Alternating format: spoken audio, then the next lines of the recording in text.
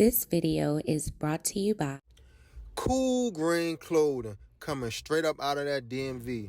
You know what it is. This that Baltimore designer right here. Come on now, come and show some love and show some support. Go online right now, coolgreenclothing.com, and make your purchase. Oh yeah, by the way, if you ain't cool and getting the green, you're in the way, and that's just basic. What's going on, YouTube fam?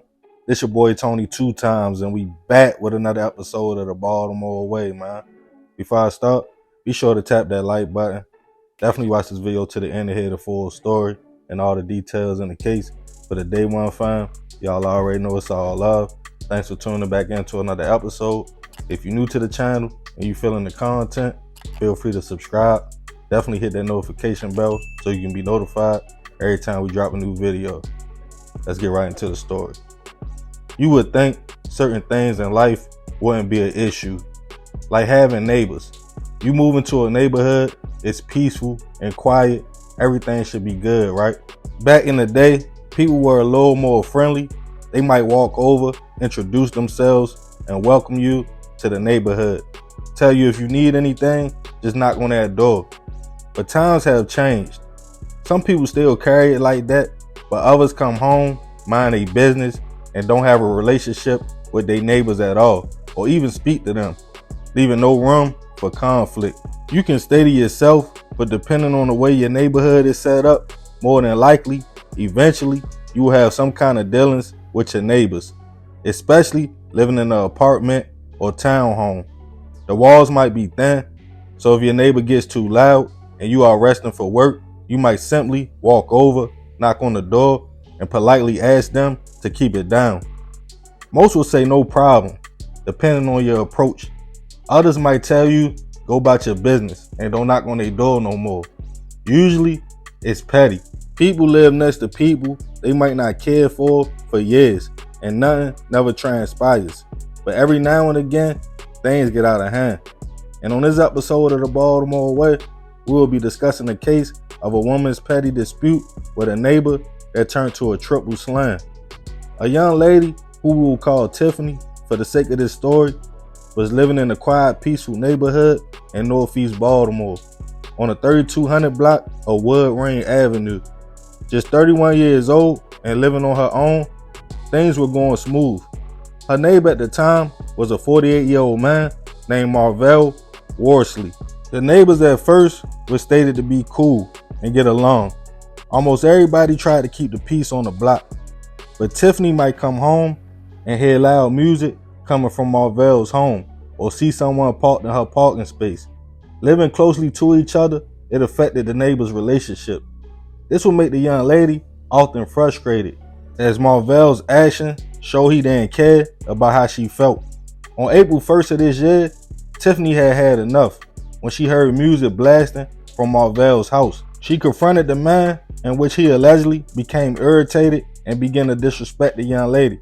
Having a close-knit family and also being a daddy's girl, Tiffany took her father's advice, as he always told her, if someone is giving you a hard time, let me know, especially if it's a man.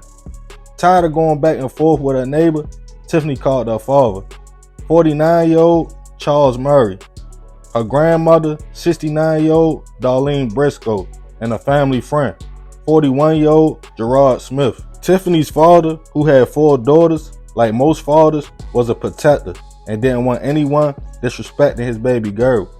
As her grandmother, Miss Darlene, was also known to be helpful in any situation that came to her family.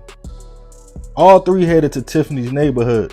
Once they arrived, a verbal dispute would start with Marvell about the way he was carrying it with the young lady, as her peoples felt like he was being disrespectful. The back and forth got heated. Minutes later, multiple shots went off. Neighbors who heard the commotion called BPD, who responded to the 3200 block of Wood Ring Avenue about 8:30 p.m. When police arrived, they noticed 2 men suffering from gunshot wounds. Not too far away from them was also 2 women hit as well. The men, unfortunately, were pronounced gone on the scene. They were 41-year-old Gerard Smith and Tiffany's father, 49-year-old Charles Murray. The two women were identified as Tiffany's grandmother, Miss Darlene, and Tiffany herself. They were rushed to a local hospital where unfortunately Miss Darlene would pass away from her injuries. Tiffany would be in critical condition. As police talked to people in the neighborhood, they quickly realized the possible shooter was Tiffany's neighbor, Marvell, but he wasn't nowhere to be found. One neighbor told police he didn't drive from the scene, he left on foot. The quadruple shooting shocked the neighborhood, as people who lived there for years stated at first they couldn't believe it was gunshots, as it was usually safe in that area on the county and city line. As days went by, Marvell still wasn't in custody. As more information came out, and as police talked to Tiffany's other family members, it was determined the shooting took place over the family confronting Marvell about the loud music and parking space. A vigil was held in the neighborhood for Charles, Gerard, and Miss Darlene, as Tiffany's condition improved to stable. Marvell, who was still on the run, and now at this time Maryland's most wanted, was tracked down on April 19th. He was arrested in the 1800 block of Harford Road, charged with multiple counts of second-degree murder, attempt, and handgun violations. Information about the night suggested Charles, Tiffany, and Gerard walked over to speak to Marvell, but he wasn't trying to hit. The conversation quickly turned to an argument, then he allegedly upped the gun and started shooting. After hearing the commotion, Miss Darlene, who was inside her granddaughter's home, stepped outside to unfortunately be shot herself. As of now, this case hasn't made the trial yet, and Marvell is innocent until proven otherwise. Rest in peace to Charles, Gerard, and Miss Darlene. I send my deepest prayers and condolences to the family, especially the young lady who lost 3 of her peoples in one night. I hope she continues to find peace and strength. We live in a climate where the smallest thing can be blown out of proportion, causing people to zap out. You gotta watch what you say to people, how you say it, or approach the situation. Everybody not mentally stable, and some feel like if you say anything to me at all, it's a problem. I have had situations with a few neighbors, and one thing I noticed, everybody feels the same way. They feel like they pay their rent and they can do what they want. The days of being courteous to others seems long gone.